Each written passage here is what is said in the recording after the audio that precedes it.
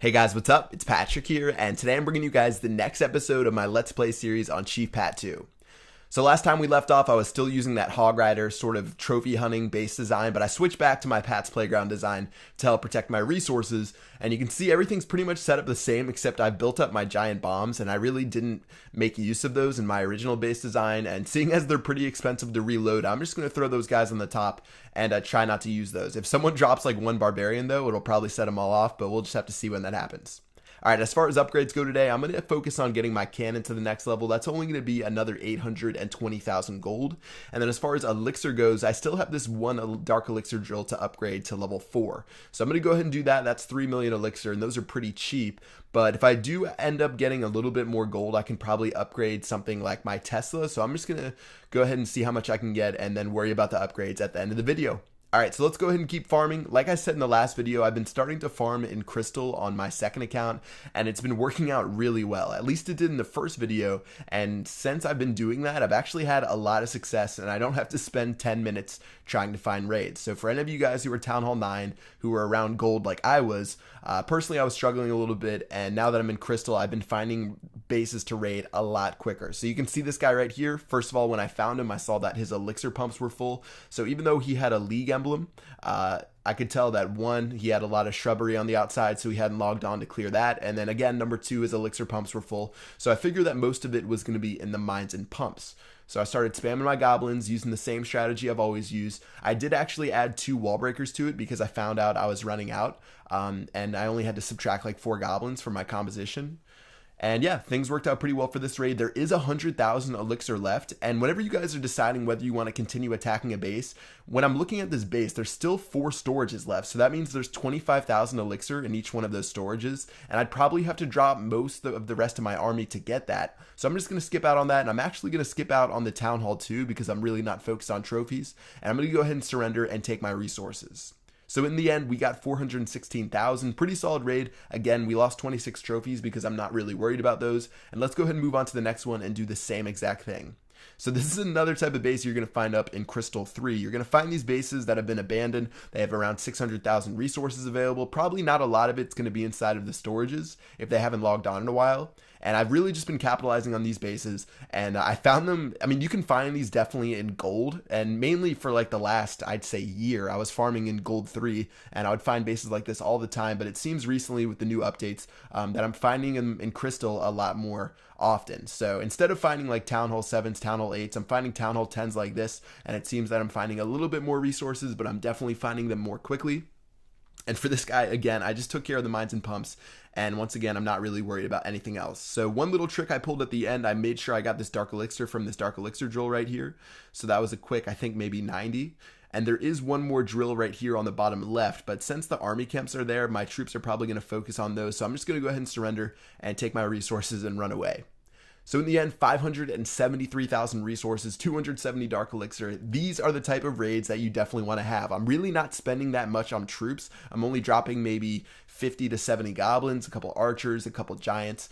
And yeah, I'm getting massive profits from this, and it doesn't take too long to find a base either. So again, while you guys are raiding, make sure you guys have troops being trained in the meantime, because if you're using a strategy like this, let's say I'm training goblins, and by the time my raid finishes and I go back to my base, it's only going to take me about 4 or 5 minutes to recook this army and attack once again. So that's how you get millions of resources per hour. You use efficient army compositions, you attack bases like this who have a lot of stuff on the outside, and then from there, you're going to get a ton of resources and your armies train up super quickly. All right, same thing for this base right here. Turns out he actually had his dark elixir on the outside, so I was able to steal all of that pretty quickly. I did end up dropping some giants. I really try not to drop giants if I don't have to, because they do cost, I think, like 3,000 elixir each. But I ended up dropping a couple of those just to make it a little bit easier.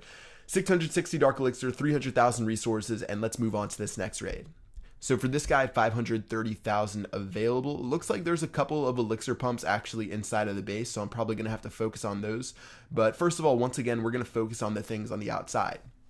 So like I said in the very beginning of my video, like I did in the like I said in the guide, I think I usually bring about 8 wall breakers. And when I first started playing Clash and I started using the strategy, I brought 6 wall breakers. Then I figured out that wasn't enough, so I went to 8 wall breakers. And really now that I'm Town Hall 9 and I have 220 army camp spaces available, I've switched to 10 wall breakers because sometimes you find bases like this where you just need a couple wall breakers to break into different sections. And it's been working out really well. So even though you're sacrificing, I guess, 4 goblins, and maybe you're spending a little bit more elixir on those wall breakers, it definitely helps when you find bases like this where you have to break through a couple of layers, and it makes it a lot easier to the point where you're not relying on your goblins to break through walls for you. Because I've had a lot of times where I've run out of wall breakers, and I've had to focus on my goblins breaking through walls. And if there's a wizard tower or a mortar there, it's definitely a pain. So seeing as there's 2 elixir pumps right here, I'm just going to go ahead and drop my clan castle because I had a bunch of minions inside of it. Those guys will be able to help reach the elixir pumps. I'm also going to drop my archer queen, and I'm going to hold on to my barbarian king for now. I really don't need him. And I'm just waiting for these guys to take care of that elixir pump, and then I'll be able to surrender after that. Again, there's not really too much inside of these storages. I think there might be 1 elixir storage on the bottom that I can actually take care of at the very end of this. But you can see my goblins finally broke through that wall, and they're going to take care of that pump. So looking at that gold mine on the left, it's under construction, so I'm not going to worry about that. And like I said, there was a storage down here, so since it is so open, I'm just going to drop some goblins, and that'll wrap it up for that. All right, so we're at 41%, and since I did surrender a couple of raids earlier, I decided I would just stick it out and drop a couple of troops to take care of these buildings. So I'm focusing on the builder's hut, focusing on this spell factory right there, really the buildings that don't have a lot of hit points. Dark barracks, there's a barbarian king pad right there. So all of those things really don't have a lot of health, and they're pretty easy to take care of. All right, 50%, that's going to get us 11 trophies, as well as we did snag over 490,000 resources and a little bit of dark elixir. So pretty much I'm just keeping up with these good, efficient raids, and that's what's been able to get me the maximum amount of resources, and it's worked out really well. All right, so heading back to base, we did drop a little bit of trophies. We dropped to 2,068, but that's not a problem. I can always put my town hall inside if I want to. As far as what I want to upgrade, like I said, I'm going to do my dark elixir jewel to level 4. That's really going to help with my archer queen upgrade as well as my dark elixir upgrades. And then as far as gold goes, I actually saved just enough to upgrade one of my Teslas. So I was deciding between the cannon and the Tesla, but it's always more epic to max out one of your defenses, so I'm going to go ahead and do that. It's going to take 14 days, so definitely a long period of time, but I've been a little bit inactive with this account, so it shouldn't really hold me up too much. All right, so we're going to end that on just a little bit over 900 gold, and I think that'll do it for this video. All right, guys, I hope you enjoyed it. Let me know what you guys think about Crystal League farming, if it's been working out for you. Other than that, I will see you guys later, and thanks for watching. Peace out.